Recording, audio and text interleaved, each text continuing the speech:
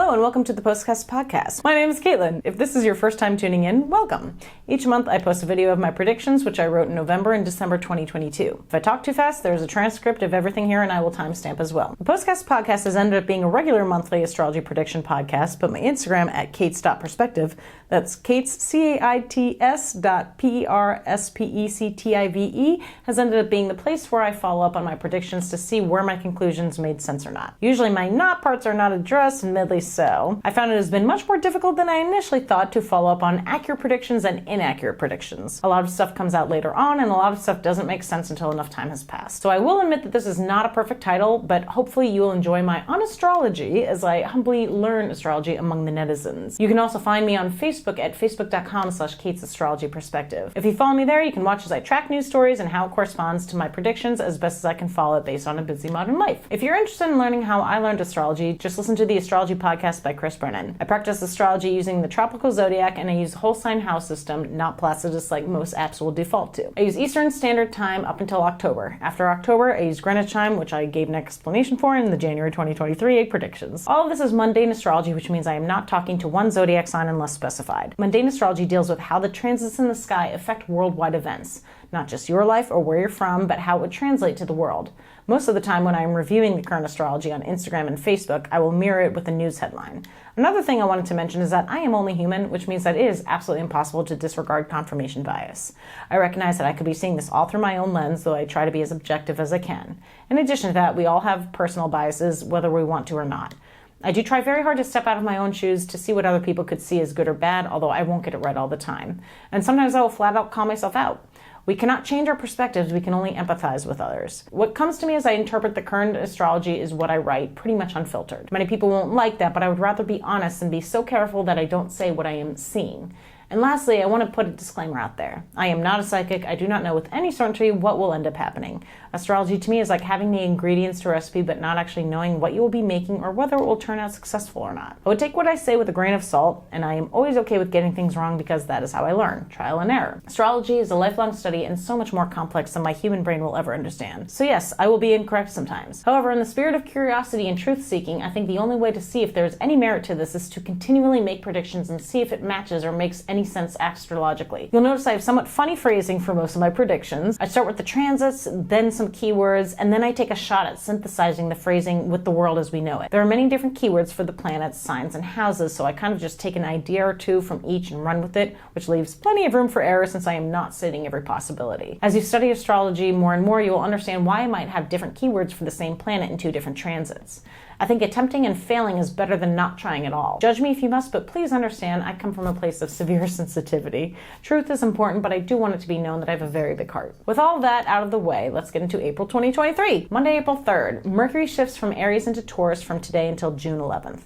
Communication styles shift from aggressive and bold to the topic of security themes. Try and reflect on what Mercury in Aries has been like for you since March 19th. Later that day, Mercury in Taurus squares Pluto in Aquarius. Communication about security is at a turning point with big power and technology, or communication about money is at a turning point with extremely large groups of people. Are there discussions about the homelessness crisis? Mercury will be transiting Pluto many, many times over the next 21 years. This is our first taste of a Mercury transit to Pluto in Aquarius. I'm sure over the years I'll be playing with a lot of different keywords in order to fully understand what is happening with Pluto in Aquarius. Does big power and technology mean actual energy like nuclear fusion or power grids? Or does it mean big power and technology as in big tech, especially with Aquarius also meaning large groups of people? We'll see how it begins to play out. For Gemini rising, Pluto will be in your 9th house for the next 20-ish years, and this is the first transit to Pluto that we see.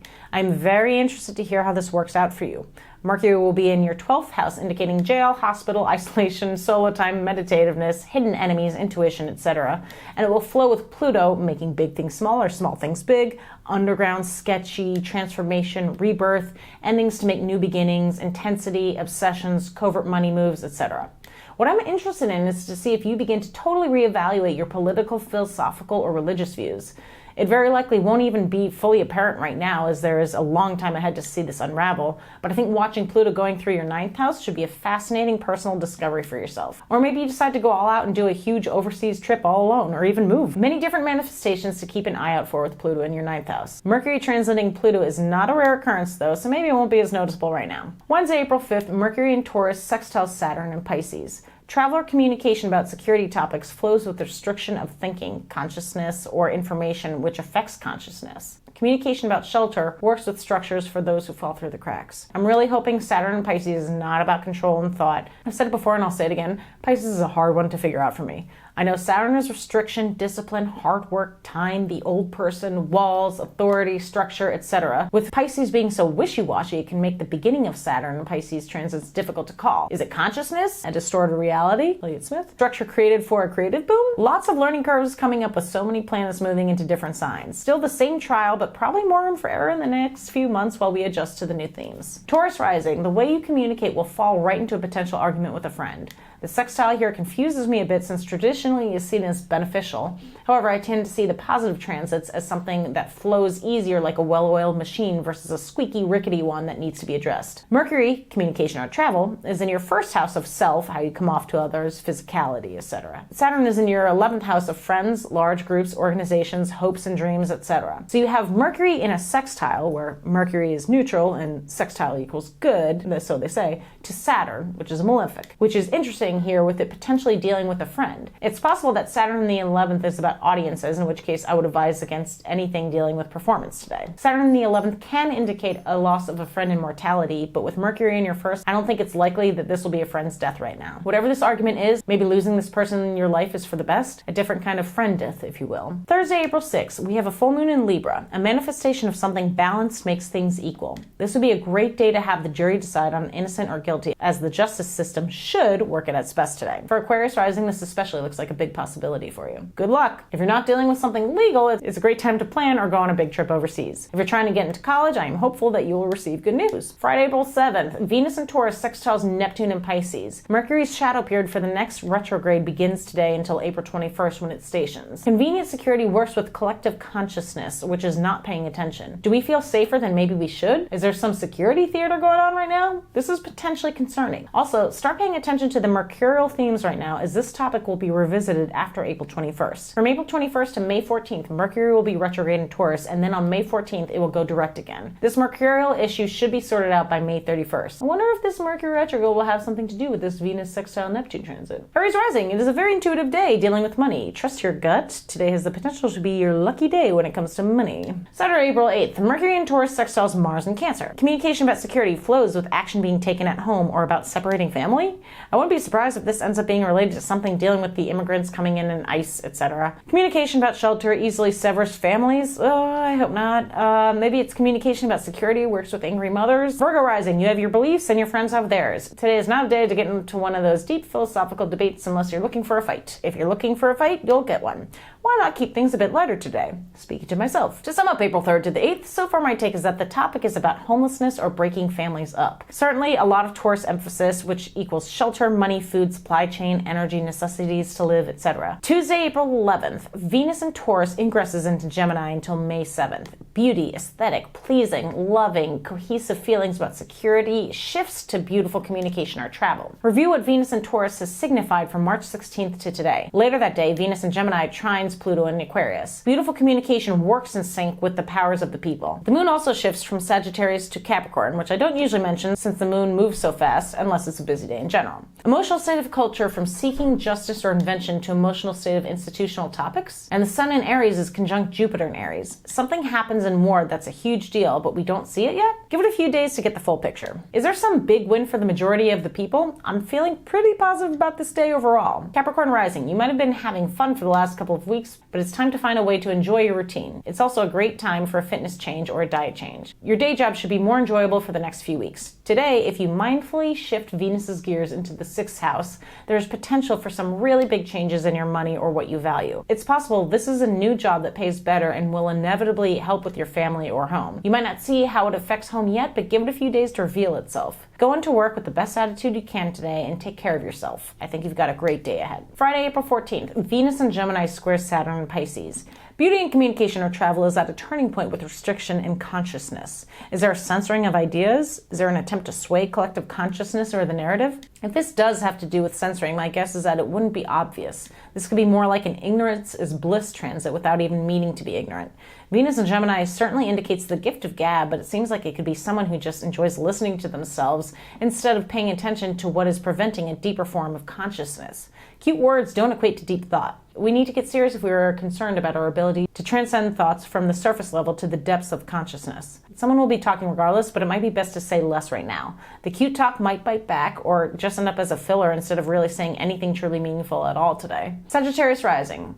Are things going really well with your partner, but your family isn't digging them? Maybe things are going great with your person, but the living scenario isn't great at the moment? Try and treat your home or family as separate from your significant other. It's likely to clash right now, but your 5th house of sex is looking pretty promising, so I wouldn't want you to waste some of that fun time. The family or home issue is going to be there for a while. Might as well enjoy the good with the bad. Thursday, April 20th, we have our first eclipse of the year. Not only that, but it will be a hybrid solar eclipse in Aries at 29 degrees 50 minutes. Later that day, the sun shifts from Aries into Taurus until May 21st. So we should review what the sun in Aries from March 20th to today has signified. And finally, the sun in Taurus squares Pluto in Aquarius. So if I'm breaking down what some of these transits might indicate, I have the following keyword phrases. Some big bad war news. The focus on war eclipses feelings. The focus then shifts from war to security, and the focus on security is at a turning point for power moves over large groups of people. This is the first time in my 3.5 years of deeply studying astrology that I've come across a hybrid eclipse. I found out it's because it only happens about once every 10 years. From what I understand, a hybrid eclipse is a combination of a penumbral and annular eclipse, which I believe means the eclipse could be viewed as totally blocking out the sun as well as the ring of fire as it passes, depending on where you are. But if I got this wrong, please let me know. This eclipse will be visible around Australia, so I'm not as concerned about the States, but I am still interested to see what this means for down under. My concern about big bad war news is because of two things. First, it is taking place in Aries, the sign of war, and second, it will be happening on the 29th, or anaretic degree. I don't think any other degree gets as much attention as the very last one in the sign. Soon after the eclipse, the sun will shift into Taurus. It could be something like a warlike action that quickly switches gears to security and safety. With this eclipse and then the sun squaring Pluto, it looks to be a tumultuous day for all of us. I'm curious to see if this is more related to Australia or that part of the world than the United States or somewhere else. For Libra rising, it looks like a rough day with or for your partner.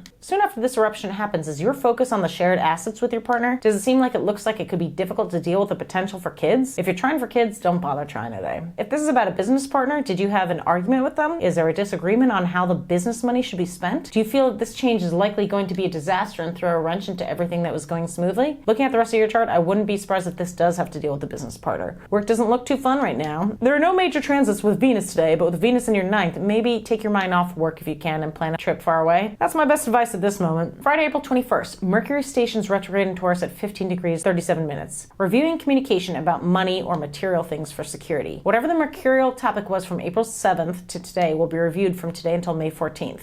It should be sorted out by May 31st. I'm honestly less and less convinced with this formula, but I'll try it out again for one more year. If the retrogrades don't seem obvious to me by the end of this year, I plan on looking at retrogrades as more of an extra highlighted period, like a darker shade of gray for whatever the topic was, rather than the formula of topic, review, sort it out. For Scorpio rising, it is prime time for miscommunication with your significant other or business partner. Be as clear as possible and make sure the partner knows all of the information you intend to convey to avoid any mishaps. It will likely happen anyway, but hopefully being aware of it will make you a bit more understanding. Sunday, April 23rd, we have Mars in Cancer sextile Mercury retrograde in Taurus. Action, anger, separation, riots, fighting about home life or domestic things, family, nurturing, and caring flows with a review of communication about things that keeps us secure. Acting now to take care of ourselves will work in reviewing what keeps us safe. I'm interested to see if whatever happened around April 7th and 8th could be relevant to this, as it's pretty much the same transit, just with Mercury retrograde this time. Some sort of anger with families or about shelter to be reviewed. Again, I think it could be dealing with the homelessness issue or immigrants coming to the US. Cancer rising. If you got in an argument with a friend around April 7th or 8th-ish, the same issue might be coming up now. It's likely that you could be coming off as aggressive right now. It might be that your friend brought something up that you thought was already dealt with. Try not to get too upset. Mars in your first house makes me think you might be extra moody right now. I know you're Cancer, but chill. Tuesday, April 25th, we have the Sun in Taurus sextile Saturn in Pisces. Focus on security works with limits on what is known. I get the feeling this is indicating that it's time time to get serious about something. With the sun highlighting material, tangible things that keeps us secure, it will be interesting to see how that works with some sort of structure in water. Saturn in Pisces gives me the visualization of like Free Willy when the net surrounds him. Borders in water. The net is flexible and moves though. So perhaps Saturn in Pisces will result in structure or discipline that ends up being a bit more malleable, something more like guidelines rather than firmly set rules. Therefore, perhaps it is more like a suggestion on how to be safe. Nothing here is definitively looking like it relates to COVID here, but for an analogy, it could be like suggestions about how to prevent COVID versus mandates, etc.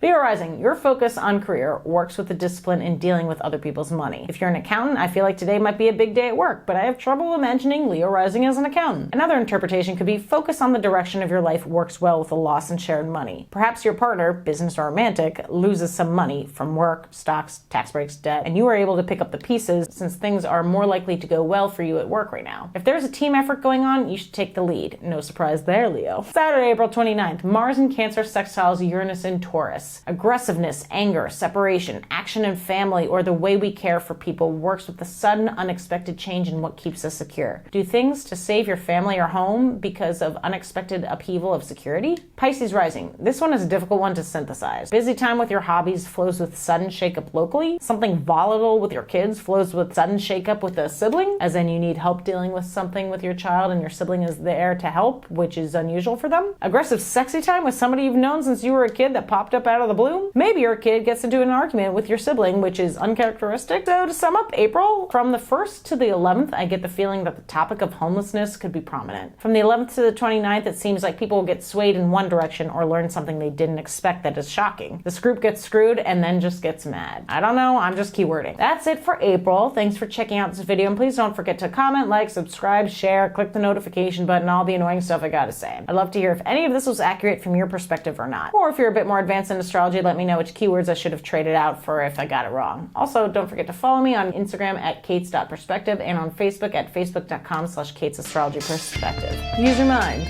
and please be kind.